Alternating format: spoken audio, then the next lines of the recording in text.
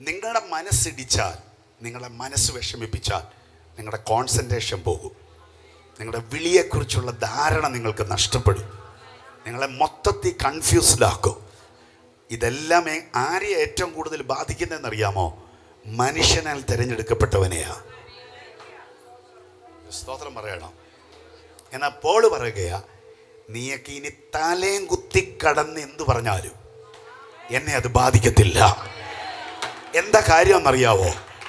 എന്നെ വിളിച്ചേക്കുന്നത് ശ്രേഷ്ഠ അപ്പോസ്തലന്മാരല്ല. എന്നെ വിളിച്ചേക്കുന്നത് യെരൂശലേം സഭയിലെ മൂപ്പന്മാരല്ല.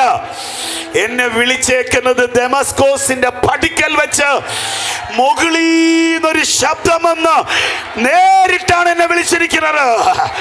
എനിക്ക് എന്റെ വിളിയെ കുറിച്ചറിയാം, എന്റെ തെരഞ്ഞെടുപ്പിനെ കുറിച്ചറിയാം.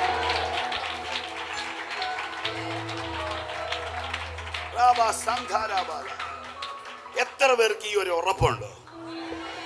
ദൈവമാണ് എന്നെ വിളിച്ചേക്കുന്നത്. ശക്തിയോട് ഹാലിലേ പറയണേ. ദൈവമാണ് എന്നെ വിളിച്ചിരിക്കുന്നത്. ദൈവം വിളിച്ചെന്ന ഉറപ്പ് നിനക്കുണ്ടെങ്കിൽ നീ പരാജയപ്പെട്ടു പോകത്തില്ല.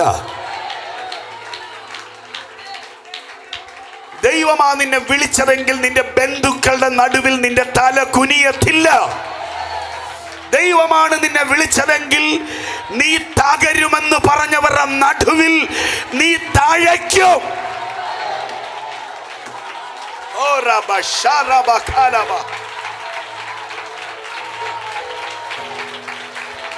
ഈ ദൂത് ആവശ്യമുള്ളവർ ഈ ഹോളിൽ ഇരിപ്പുണ്ട്. ദൈവത്തിന്റെ ആത്മാവിനോട് പ്രവചിക്കാൻ പറയുന്നു. ദൈവമാണ് നിന്നെ വിളിച്ചതെങ്കിൽ നീ ദേശത്ത് നാണം കെടത്തില്ല. ദൈവമാണ് നിന്നെ വിളിച്ചതെങ്കിൽ ഇപ്പോഴത്തെ സാഹചര്യങ്ങൾ മാറും.